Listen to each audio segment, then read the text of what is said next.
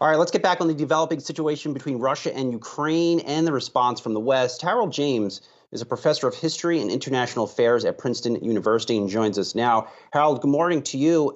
I think a lot of us in the world of business remain focused on what Larry Fink said yesterday in his annual letter, that it is the end of globalization. What does that mean to you? Well, it's great to be with you, first of all. Indeed, I've been thinking about the way in which globalization can be reversed for a long time. In 2001, I did a book called exactly that, The End of Globalization, Lessons from the Interwar Depression. And the interwar depression is always the kind of keystone moment if you're thinking about reversals of globalization, where everything collapsed, trade collapsed, capital movements collapsed, migrations of people collapsed. And it was obviously a decade also in the 1930s that in the end produced World War.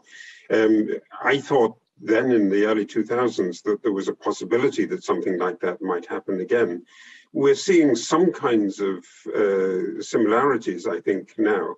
But actually, I wonder, I'm not quite in the same boat as Larry Fink in the longer term perspective on this, because I think that in the past, supply chain shocks, sudden surges of inflation, reorientations of the world economy have actually produced more rather than less globalization. And if you think of the 1970s, and I think we're in a lot of discussion now about whether we're repeating some aspects of the 1970s.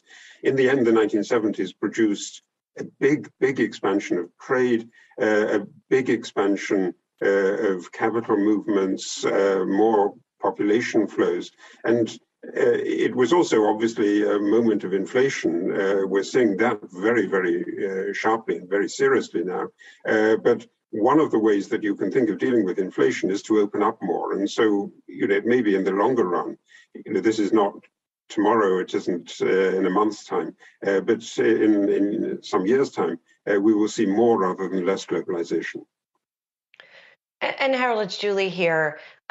It does feel as though we are seeing some kind of birthing of a new world order as a result of the last 2 years of pandemic, as well as Russia's invasion of Ukraine.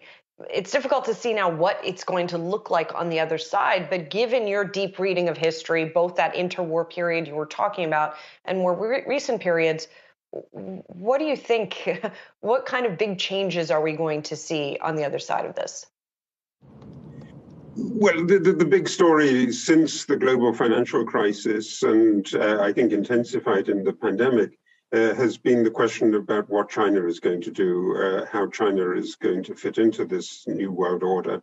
And that's a question that's very much in the air at the moment. There are some people in China and the Chinese leadership who think that the story with Russia and Ukraine is an attempt by the West to limit competition and to limit the rise of China. And so they think that they should tie themselves very much to Russia.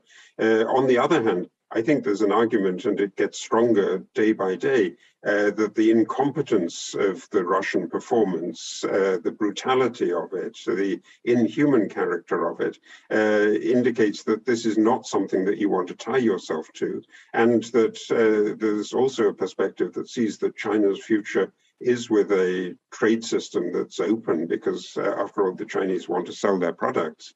They've really got to sell their products, and they're not really going to be able to do that to Russia.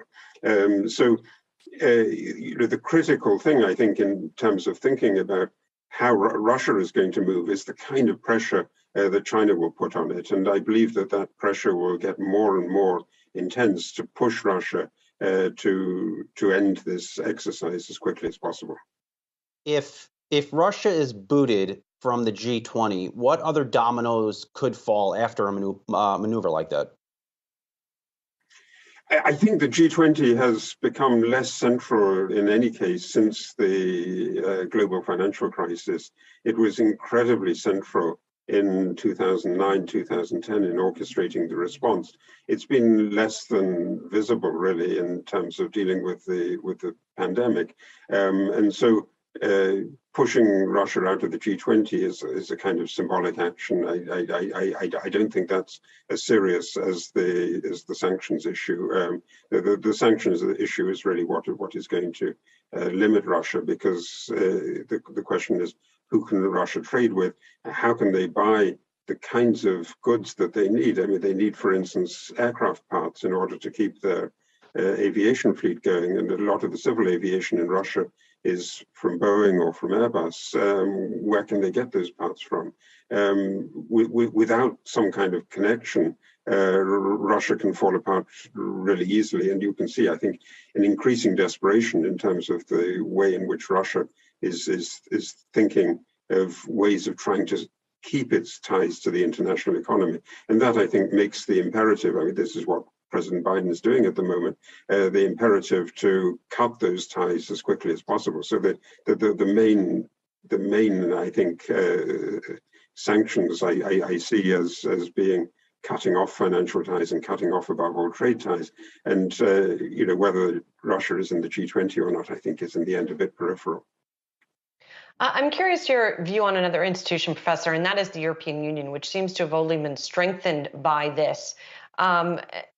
And I'm curious what you think going forward, not just the European Union, but also I know that you have studied Germany, and I'm curious about your view of Germany's role in the EU following this, because it seems to have made, I think we could say, perhaps some missteps in the decades prior to this in terms of its energy relationship with Russia.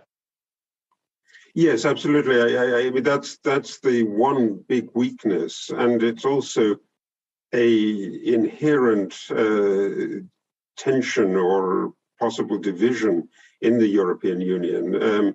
In the past, in particular in crisis moments, the European Union, although there are 27 countries there, the European Union in crisis moments became a Germany and France show.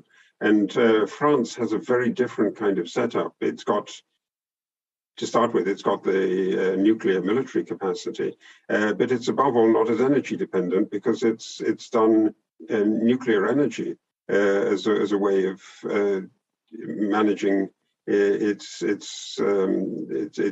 energy issues. Germany, on the other hand, has put more and more into thinking of getting the gas links to Russia. And, gas is obviously a relatively clean energy. It doesn't have the dangers of nuclear energy. And that was what in the past Germans were very, very concerned with. So Germany under Chancellor Merkel really pushed the exit from nuclear energy. The Greens in the government now are also historically committed to that. But the consequence has been this gas dependence. And Germany is also very, very dependent on the openness of a multilateral trade order. So Germany is, in a sense, the key case. But I think you're seeing the mood shifting really, really quickly. And the end of Nord Stream 2, the second of the big Russian pipelines, is an indication of the way in which Germany is going. And there is, I think, and that's fundamentally, if you ask what the heart of the European project is, it's about the commitment to values. They've been putting this again and again on the table. And this is the moment, I think, when many people will say, is that commitment just blah, blah? And, is it just verbal rhetoric? Is it cheap talk? Or is there a serious commitment? If there is a serious commitment, then they've really got to do something in terms of sanctioning Russia.